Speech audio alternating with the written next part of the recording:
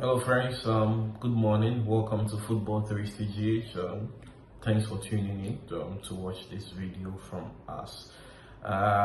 Whenever I come to you, I ask you to like the video for me, to share the video for you to get to a friend, so that they keep on the sharing train and the viewing train.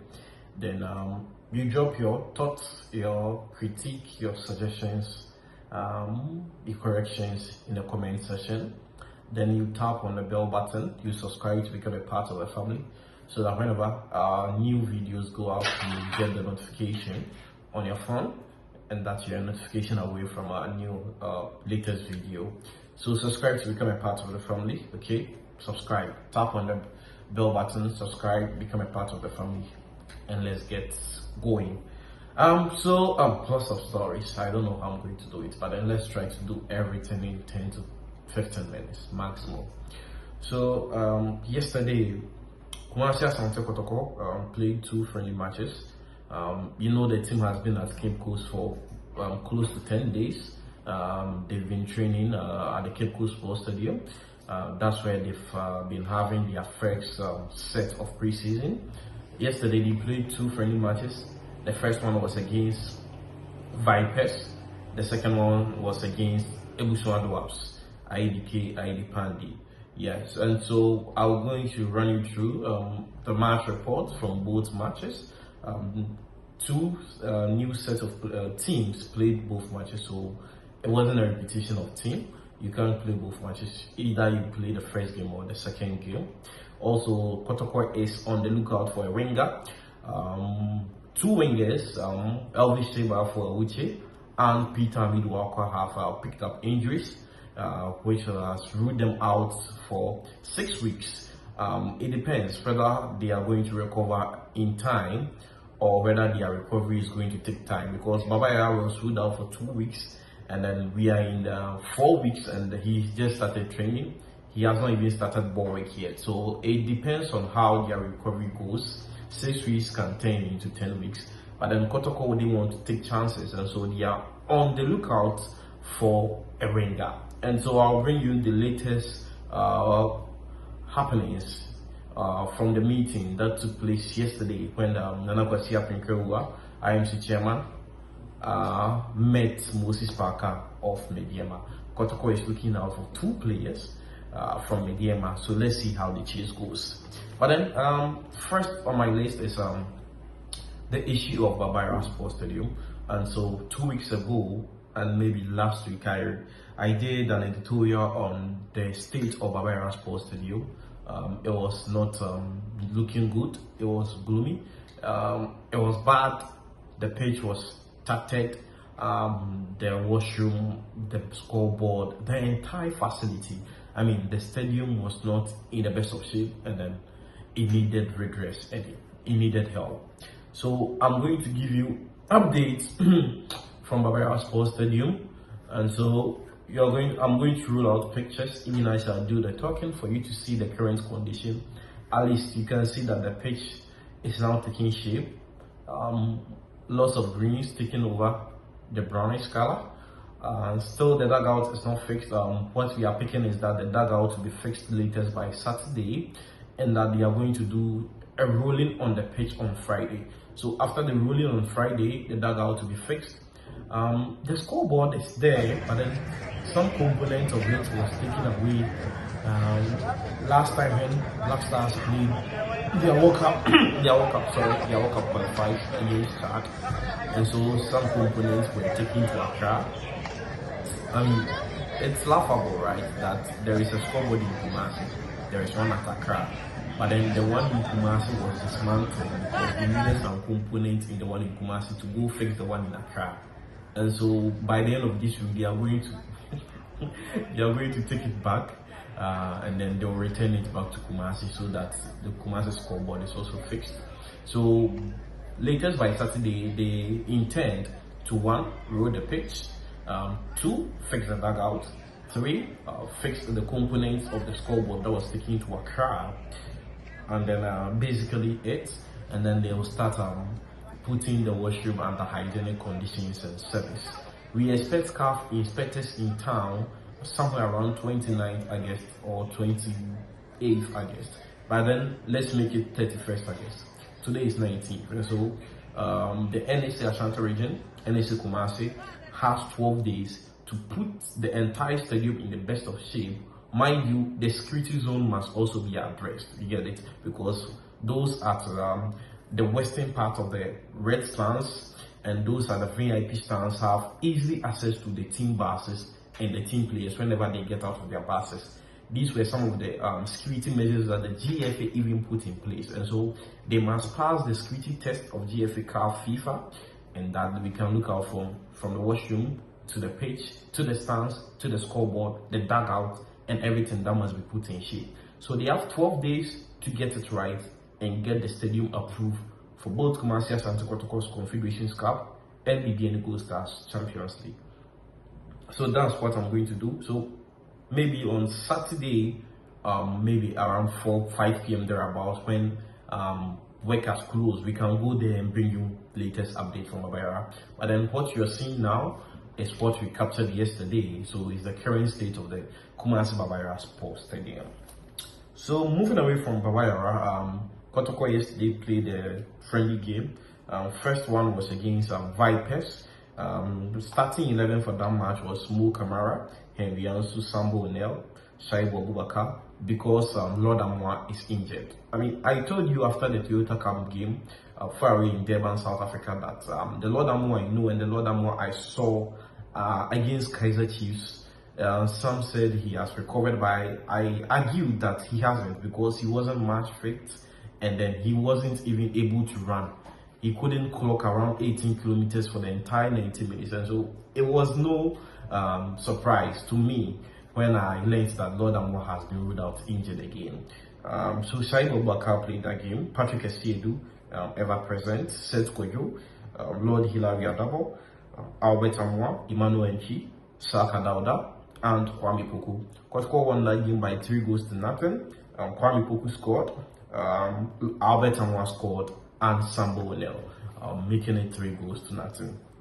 In the second game, where Kotoko played against Ebusua Dwarfs, a new 11 was paraded. So this time around, Aziz Haruna Dari was in post, Michael Sefa, Zakaria Fuseni, Joseph Amwa, Francis Akwa, Samuel Tinedu is back, okay, Hubert Jau, Inusa Adams, Philip Amo, Johnson Opon, and Morifin Donzo. And so that game ended by a 0-0 in favor of Kotoko. Teenage sensation Jordan Amisa, formerly of the Kotoko youth team, came from the bench to score the only goal of that game. So that was the match report from the two friendly games that Kotoko played at Cape Coast Sports Stadium yesterday.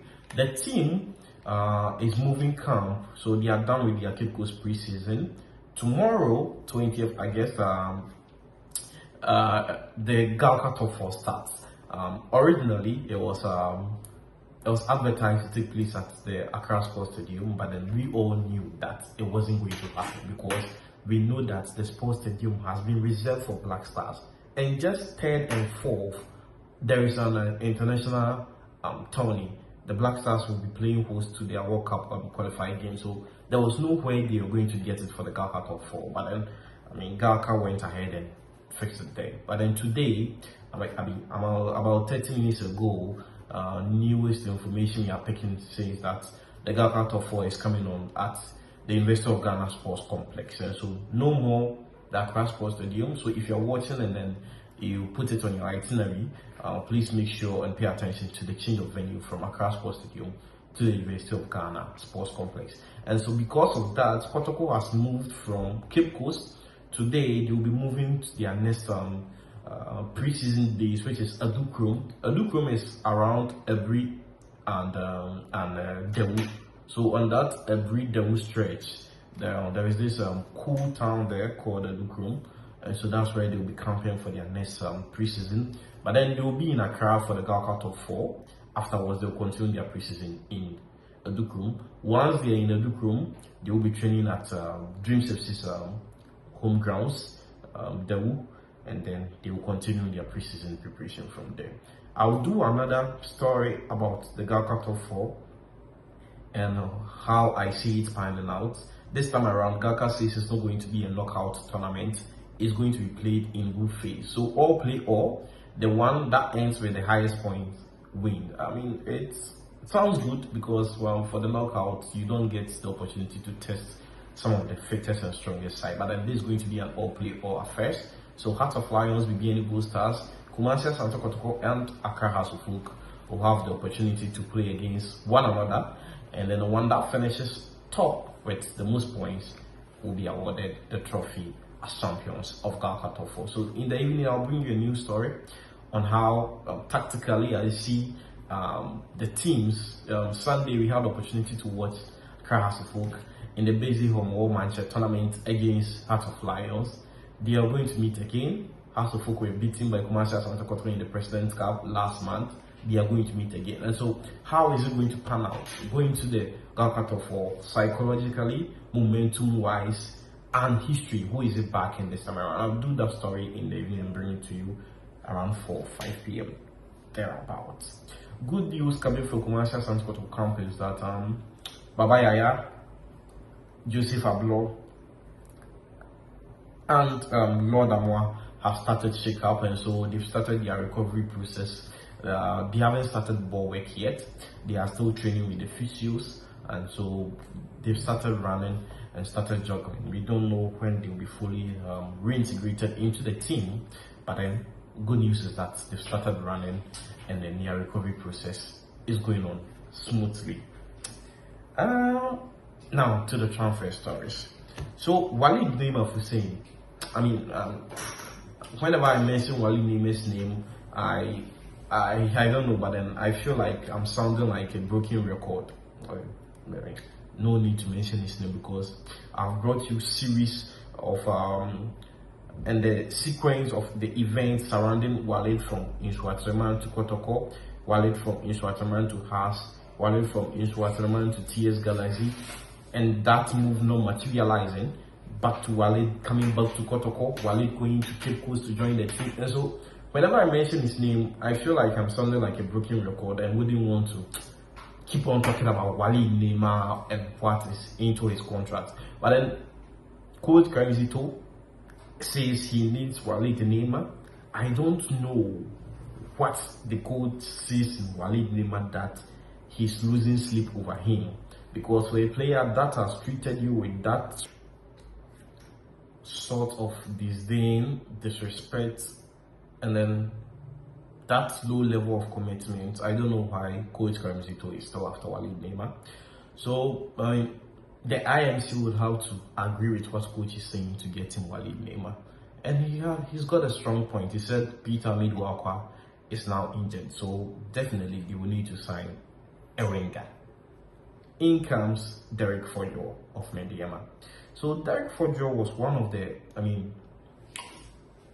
first choice options in terms of wingers that Kumasi Asante Kotoko named, or wanted to go after when the season started or when the transfer window was open.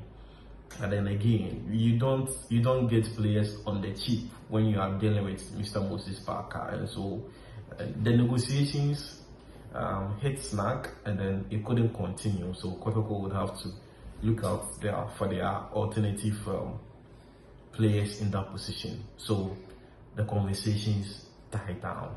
But then now that Peter Midwakwa is injured, now that Elvis Shegbafo is injured, now that they don't want to agree to the coach's demand to sign Walid Neymar, they've gone back to Derek Fordjour, and now they've started negotiations with Mr. Moses Parker.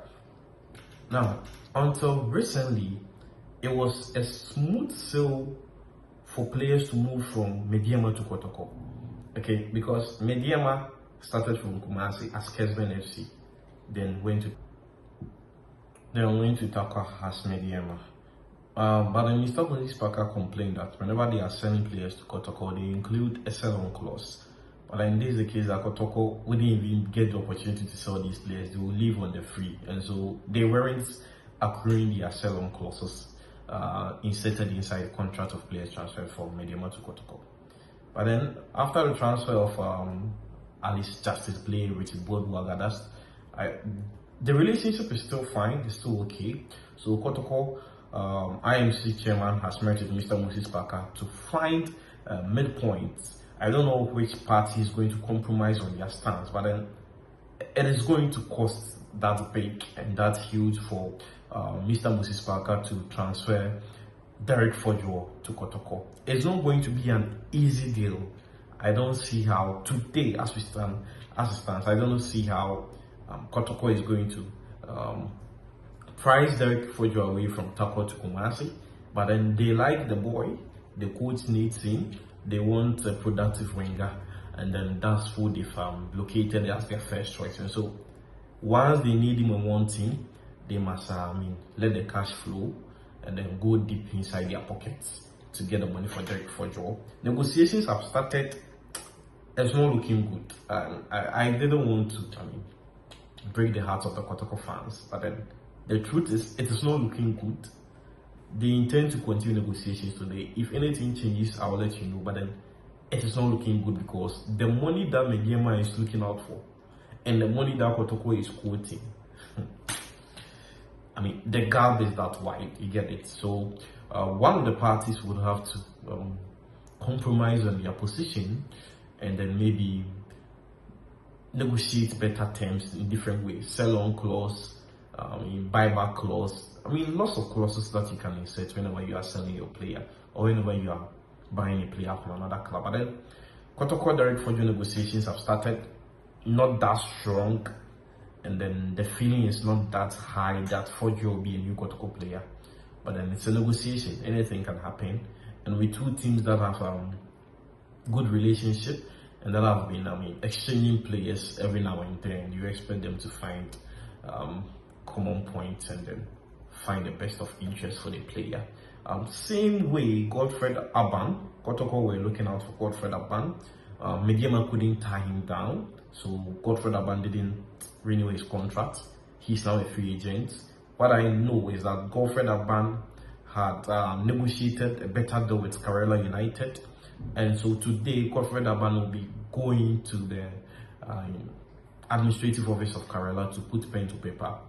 If Kotoko are really serious about Godfred Aban, then maybe they can put a call to his management today, and whatever that Karela is offering him that was so lucrative that he didn't agree to stay at Mediema, they can better the deal and get him. At least he's a free agent, so you don't need to go pay any big amount of money to the club. You can negotiate better terms with the player, give him better payment structure, and then he's yours. Godfred Aban is in advanced negotiations with Karela, and if nothing changes, if no big call doesn't land on his phone or that of his management today by 12, and he's able to get to the offices of Karela United, he will sign as a new Karela United player. So that's the update from Godfred Aban and Derek Fordjour. Aban almost a Karela United player. Fordjour deal not looking good, but then everything can change and then he will be a Kotoko player. Negotiations are on. It's not dead. It hasn't broken down. It's just that the quotes of amounts that both clubs, the selling club is quoting, what the buying club can pay, there is a significant difference, and then we'll have to find a common point. So I don't know. It's now tied to the advantage of Wally Neymar because he's a free agent, and then Kotoko had already negotiated with him already. The point of argument was Wally Neymar looking for a 2-year deal when Kotoko wanted to offer me a 3-year deal. He's a free agent, so you don't need to go negotiate with any club. So if Derek Fordjour become way too expensive like he is now, then Wally Neymar's move might be considered or given a second thought. But as it stands, the Derek Fordjour move hasn't broken down. It's not dead. It is still on. There is just a difference in price and quotations. If anything comes up, I'll update you in my evening bulletin. But then evening is going to be all about Galka, tactics of all 4 clubs going to the Galka top 4 and who I think stands up. I'll do my Galka top 4 predictions from first to last. Be there, to have a view of it. Thank you for tuning in and for watching me this morning. Please do like, share, comment, and subscribe to become a part of the family. Thank you. Bye-bye. Do have a good day. See you.